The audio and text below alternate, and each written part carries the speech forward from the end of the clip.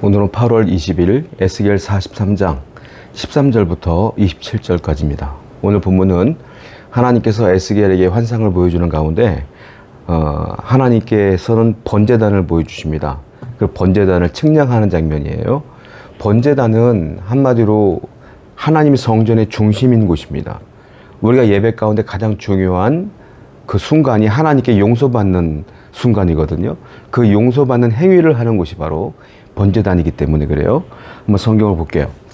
제단의 크기는 이러하니라. 한 자는 팔꿈치에서부터 손가락에 이르고 한 손바닥 넓이가 더한 것이라. 제단 밑받침의 높이는 한 척이요 그 사방 가장자리의 넓이는 한 척이며 그 가로 둘린 턱의 넓이는 한 뼘이니 이는 제단 밑받침이요 이 땅에 닿은 밑받침 면에서 아래층의 높이는 두 척이요 그 가장자리의 넓이는 한 척이며 이 아랫면에서 2층의 높이는 네 척이요 그 가장자리의 넓이는 한 척이며 그 번제단 위층의 높이는 네 척이며 그 번제하는 바닥에서 솟은 뿔이 넷이며 그 번제하는 바닥의 길이는 12척이요 너비도 12척이니 네모 반듯하고 그 아래층의 길이는 14척이요 너비는 14척이니 네모 반듯하고 그 밑받침에 들린 턱의 너비는 반척이며 그 가장자의 너비는 한 척이니라. 그 중에는 동쪽을 향하게 할지니라.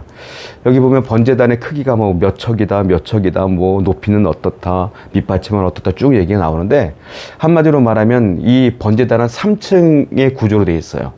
3층으로 되어 있는데 밑에가 넓어요. 그리고 위로 갈수록 좁아지는 구조다 이렇게 보시면 돼요. 그 길이가 쭉 나와요. 밑에가 제일 넓고 그 다음 층이 또 넓고 밑에가 제일 좁은데 맨 꼭대기에는 뿔이 4개가 있다는 거예요. 뿔 4개.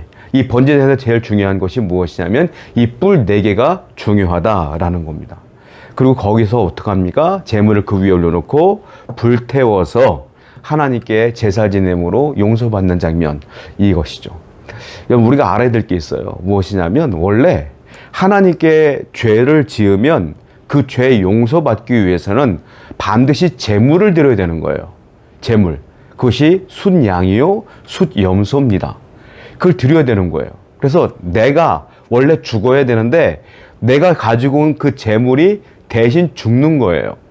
그래서 그 죽은 그 염소의 사체에서 나온 피를 그 뿔에 바르는 거예요. 그리고 그 사체를 불태우는 거죠. 제물을. 그래서 한마디로 하나님께 내 죄에 대한 그 대가가 뭐냐면 다른 염소나 양의 생명이라. 이걸 아셔야 되는 게 뭐냐면 죄의 결과는 생명이에요. 원래 내가 죽어야 되는 거예요. 내가 죽어야 용서되는 게 죄라는 거예요. 근데 많은 분들은 그 죄를 너무 가볍게 여길 때가 많아요. 내가 죄를 지어놓고 내가 회개하면 되지 뭐. 죄를 짓고 회개해요. 회개한 뒤에 그 죄를 또 짓고 또 회개하고 또 짓고 또 회개하고 이게 회개일까요? 회개는요, 그 죄를 회개했으면 그 죄를 안 지어야 돼요. 그것이 회개예요. 그런데 우리는 그 죄를 너무 가볍게 여길 때가 많아요. 제가 처음 하나님 만나고 제가 중학교 시절 때 성령을 아주 강력하게 체험하면서 목회자로 헌신을 했어요. 근데 제가 10대이다 보니까 그 어린 나이에 친구들 다 욕하니까 욕을 따라했단 말이에요. 그래서 성령을 받고 보니까 욕이 죄인 걸 알았어요. 그래서 제가 그것을 가지고 얼마나 기도를 많이 했는지 몰라요. 하나님, 이 욕은 죄인데 죄를 끊게 해주세요. 그런데 이게 됩니까? 습관이 되어 있는데 그 다음날 되면 또 욕하는 거예요. 또 회개하고 또 욕하고 또 회개하고 또 울면서 회개하고 거의 3년을 회개했던 것 같아요. 어느 순간 하나님께서 욕을 딱 끊게 하더니 지금까지 제가 욕을 안 해죠. 참 유치한 이야기지만 저에게는 심각한 이야기였거든요. 회개는요, 이와 같이 안 해야 돼. 내가 죄를 지은 건 회개했으면 다시는 그 죄를 범하지 않아야 돼요. 이것이 회개예요. 이렇게 심각하게 이 죄를 받아들이지 않으면 우리가 항상 하나님 앞에 건방질 수밖에 없어요. 죄의 심각성을 인지하셔야 됩니다. 원래 죄를 지으면 내가 죽어야 되는 거예요. 내가. 이 사실을 기억하면 얼마나 끔찍해요. 그러니까 늘 죄에 대한 경각심을 가지고 죄를 짓지 않도록 회개하고 노력하고 애쓰는 여러분 되기를 축원드립니다. 18절부터 볼게요. 그가 내게 이르시되 인자야 주 여호와께서 이같이 말씀하셨느니라.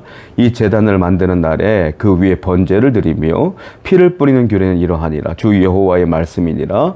나를 가까이하여 내게 수종드는 사독의 자손 레위 사람 제사장에게 너는 어린 수송아지 한 마리를 주어 속죄 제물을 삼되 네가 그 피를 가져다가 제단의 네 뿔과 아래층 네 모퉁이 사방 가장자리에 발라 속죄하여 제단을 정결하게 하고 그 속죄 제물의 수송아지를 가져다가 성전에 정한 처소 곧 성소 밖에서 불사를 지며, 아까 제가 설명드린 것처럼 제물을 가져다가 어떻게 합니까? 그 네 뿔이 중요한데 뿔에다 바르래요, 피를.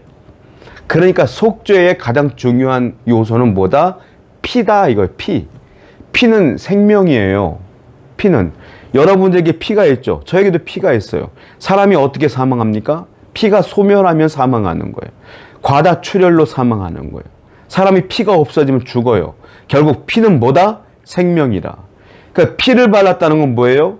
생명을 대신 취하신 거예요. 내 죄 때문에.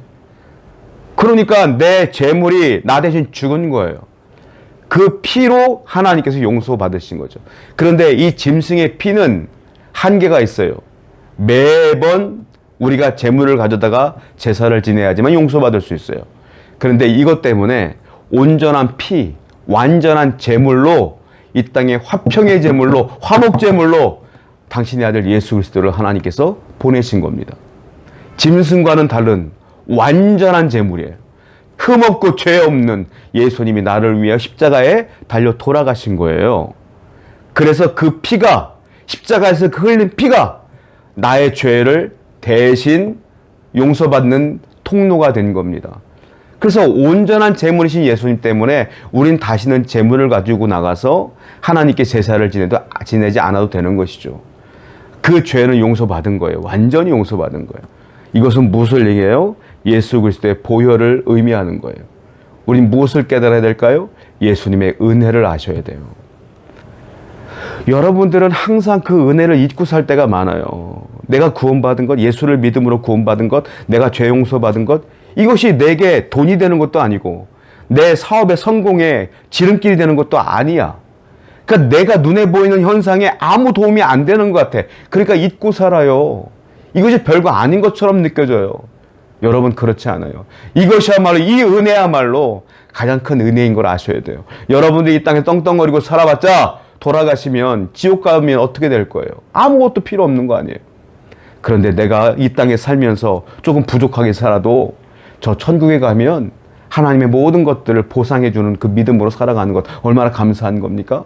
그 은혜를 기억하셔야 돼요. 그 은혜를 기억하시고 늘 하나님께 감사하며 살아가는 여러분 되기를 축원드립니다. 25절이에요. 7일 동안은 매일 염소 한 마리를 갖추어 속죄 제물을 삼고 또 어린 숫송아지 한 마리와 때 가운데에 숫 약 한 마리를 흠없는 것으로 갖출 것이며 이와 같이 7일 동안 제단을 위해서 속죄제를 드릴 정결하게 하며 드릴 것이요 이 모든 날이 찬 후 제8일과 그 다음에는 제사장이 그 제단 위에서 너희 번제와 감사 제물을 드릴 것이라. 그리하면 내가 너희를 즐겁게 받으리니 주 여호와의 말씀이니라. 자, 이 제물을 며칠까지 드리냐면 7일 동안 드리래요. 7일 동안. 그러니까 매일 양이나 염소를 가지고 가서 제사를 지내는 거예요. 그러면 제사장은 또 그 양을 잡아다가 피를 또 뿔에다가, 네 뿔에다가, 제단 네 뿔에다 바르고 또 불태우고 이 과정을 7일 동안 하라는 거예요. 그리고 8일째가 되면 이 제사는 그만두는 거예요. 성경에서 8일이 나와요. 8은 무슨 뜻이냐면 새롭게 시작하는 뜻이에요. 새롭게 시작한다는 뜻. 그러니까 뭐예요? 그동안 죄인이었던 내가 이제 7일 동안의 제사가 끝나면 8일째 되는 날은 새롭게 시작되는 인생이 된다는 거예요. 새롭게. 여러분, 우리는 항상 기도할 때에 왜 하나님이 응답을 안 주십니까? 라고 원망불평할 때가 많아요. 여러분, 하나님의 은혜는 과정 없이 결과가 올 수 없어요. 과정이 있어야 돼. 그 과정이 7일이에요. 7일. 7일 동안 똑같이 기도하면서 계속 반복하는 거예요. 그 기도는 인내가 필요한 겁니다. 그리고 8일째가 되면 새롭게 시작하는 은혜가 내게 온다. 그 은혜로 또 새로운 인생을 시작할 수가 있는 거예요. 기억하셔야 돼요. 하나님께 드리는 헌신 없이, 하나님께 드리는 봉사 없이, 하나님의 은혜가 오지 않는다. 하나님의 은혜, 하나님의 응답은 기다림이 필요하다. 이 사실을 기억하시고 오늘도 기도를 포기하지 말고 아직 7일이 안 됐구나 라고 생각하시고 8일이 될 때까지, 새롭게 시작되는 그날이 올 때까지 더 열심히 기도하시는 여러분 되기를 축원드립니다. 기도합니다. 하나님 아버지 감사합니다. 죄를 심각하게 받아들이고 온전히 하나님께 예물드리며 제사 지내며 또한 하나님의 은혜에 감사하는 성도들 되게 하여 주옵소서. 예수님의 이름으로 기도드렸습니다. 아멘.